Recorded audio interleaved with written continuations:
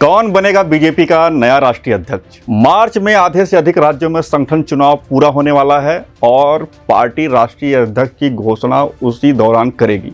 राष्ट्रीय अध्यक्ष के चुनाव के लिए आधे से अधिक राज्यों में संगठन चुनाव जरूरी है, तभी नेशनल काउंसिल के 50% से ज्यादा पद भरे जा सकते हैं। जब तक नेशनल काउंसिल भरा नहीं जाएगा तब तक राष्ट्रीय अध्यक्ष का चुनाव नहीं हो सकता। बहुत संभावना है कि पार्टी इस बार दक्षिण भारत के किसी चेहरे पर दांव चल सकती है, क्योंकि मोदी के दौर में पश्चिम भारत से आने वाले अमित शाह और फिर उत्तर भारत से आने वाले नड्डा अध्यक्ष बन चुके हैं। तो लगता है कि इस बार दक्षिण की बारी है।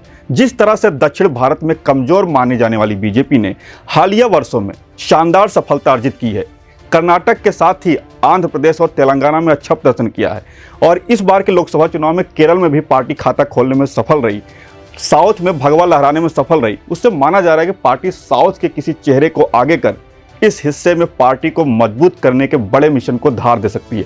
नमस्कार, मैं नवनीत मिश्रा। आज हम बात करेंगे कि भाजपा अगर साउथ के किसी चेहरे को राष्ट्रीय अध्यक्ष के लिए आगे करती है तो वो कौन सा चेहरा हो सकता है और क्यों। पूरे वीडियो को आप अंत तक देखेंगे तो पूरे मामले को आप समझ पाएंगे।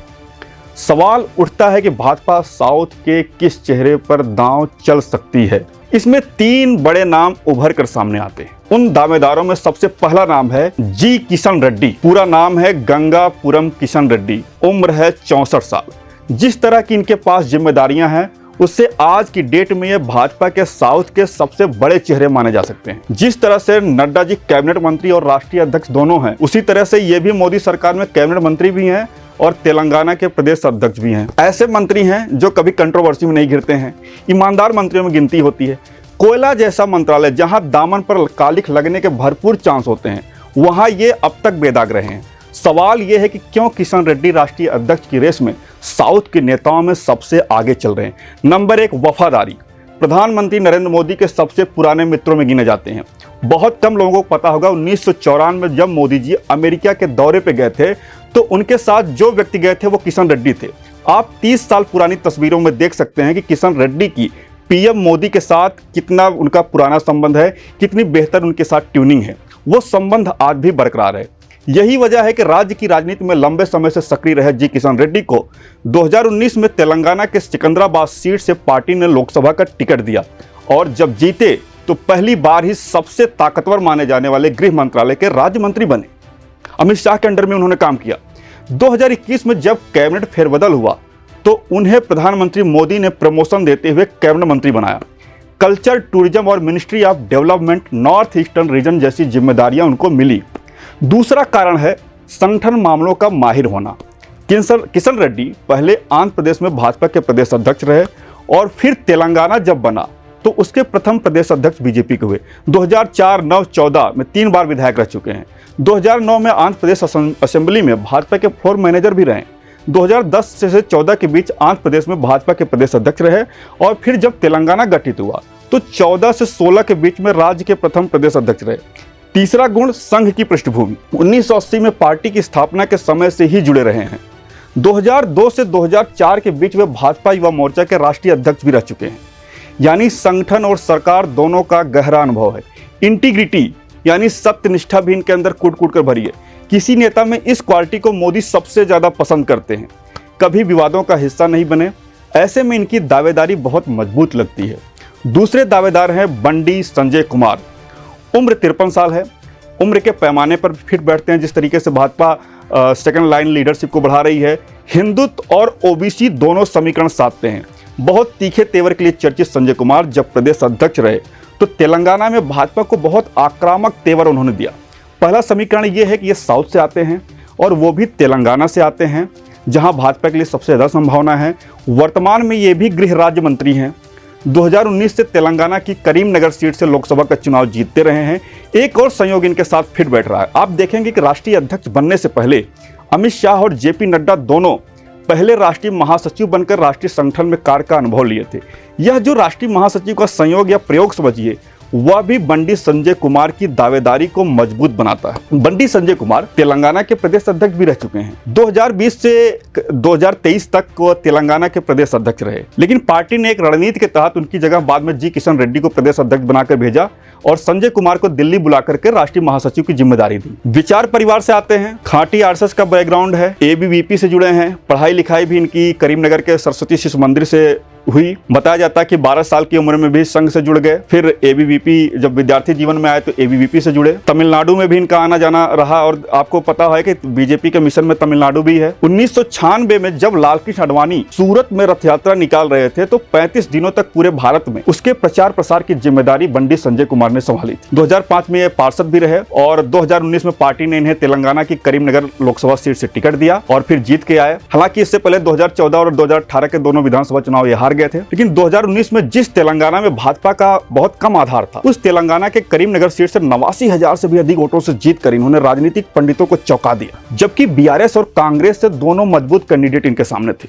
2019 में तेलंगाना में भाजपा के जो 4 सांसद जीते उसमें बंडी एक थे। इससे माना जा सकता है कि इनकी कितनी बड़ी पकड़ है। 2020 में इन्हें पार्टी ने प्रदेश अध्यक्ष बनाया तो अपने तेवर से इन्होंने पार्टी का ग्राफ काफी ऊपर पहुंचाया और ऐसा माना जाता है कि जो बीआरएस सत्ता से बाहर हुई, भले ही उसका लाभ कांग्रेस को मिला, उसके पीछे एक बड़ा रोल इनका रहा। तेलंगाना एक ऐसा स्टेट है जहां कर्नाटक के बाद भाजपा की सरकार बनने के सबसे ज्यादा चांसेस है। ऐसे में माना जाता है कि बीजेपी यहाँ के किसी चेहरे को मौका दे सकती है। लगातार यहाँ पे वोट प्रतिशत बीजेपी का बढ़ रहा है। 2019 में दोगुने से ज्यादा वोट और 4 सीटें जीतने में पार्टी सफल रही।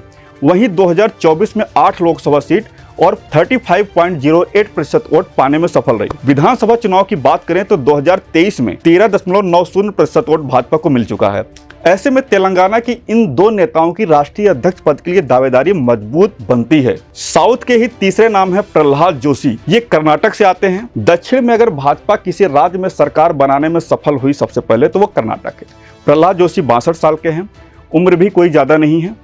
कोयला संसदीय जैसे बड़े बड़े हाई प्रोफाइल मंत्रालय संभाल चुके जोशी लो प्रोफाइल रहना पसंद करते हैं। भाजपा में तरक्की चाहिए तो लो प्रोफाइल रहिए और काम से काम रखिए, इस मंत्र को वो बखूबी समझते हैं। मोदी सरकार में 2019 से लगातार मंत्री हैं, जबकि सांसद तो वो 2004 से ही हैं। धारवाड़ लोकसभा सीट से 5 बार के लगातार के सांसद हैं। सवाल उठता है कि इनकी दावेदारी क्यों मजबूत है। संगठन मामलों में माहिर हैं। 2014 से 16 तक कर्नाटक के प्रदेश अध्यक्ष रह चुके हैं। अभी 2023 में राजस्थान का जब विधानसभा चुनाव था तो इनको प्रभारी बनाया गया था और उन्होंने शानदार चुनावी सफलता दिलाई और भाजपा के वहां बहुमत से सरकार बनी। संघ बैकग्राउंड के हैं। 2 आंदोलनों से इनकी भी पहचान रही है। 1992-94 के बीच कर्नाटक के हुबली में ईदगाह मैदान में तिरंगा फहराने का इन्होंने आंदोलन खड़ा किया था। संघ ने बड़ा सपोर्ट किया था उस समय। कश्मीर बचाओ आंदोलन भी चला चुके हैं। धारवाड़ में पहले ये भाजपा के जिलाध्यक्ष रहे और 2004 में पार्टी ने पहली बार लोकसभा का टिकट दिया तो कांग्रेस के एक उम्मीदवार थे बीएस पाटिल, उनको हरा करके पहली बार सांसद बने। तब से लगातार जीत रहे हैं। 2019 में मोदी सरकार में पहली बार संसदीय कार्य, कोयला और खान के मंत्री बने। 2024 के चुनाव के बाद उपभोक्ता मामले, खाद्य और सार्वजनिक वितरण मंत्री इनको बनाया गया। सरकार और संगठन और संसदीय मामले, क्योंकि संसदीय कार्य मंत्री भी रहे हैं, तीनों के अनुभवी हैं। ऐसे में इनकी दावेदारी मजबूत है। हालांकि नड्डा के बाद क्या दूसरा ब्राह्मण चेहरा ही राष्ट्रीय अध्यक्ष होगा, यह बड़ा सवाल है।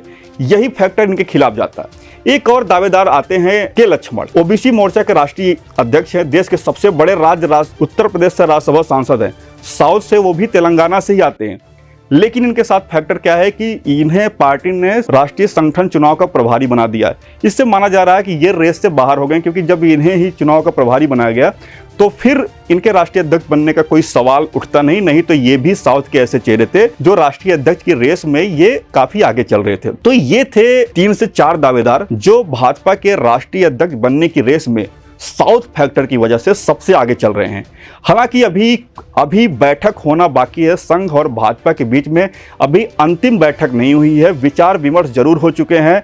साउथ के इन नामों पे चर्चा जरूर हो चुकी है, लेकिन पार्टी साउथ के ही चेहरे को बनाने जा रही है या किसी अन्य फैक्टर को ध्यान में रखेगी, ये आने वाले दिनों में जब आखिरी मीटिंग होगी तो पता चलेगा। लेकिन इतना जरूर है कि पार्टी साउथ फैक्टर को बहुत गंभीरता से देख रही है और उसमें जी किशन रेड्डी हो, चाहे बंडी संजय कुमार हो, चाहे प्रहलाद जोशी हो, इनको वरीयता मिल सकती है राष्ट्रीय अध्यक्ष बनाने में।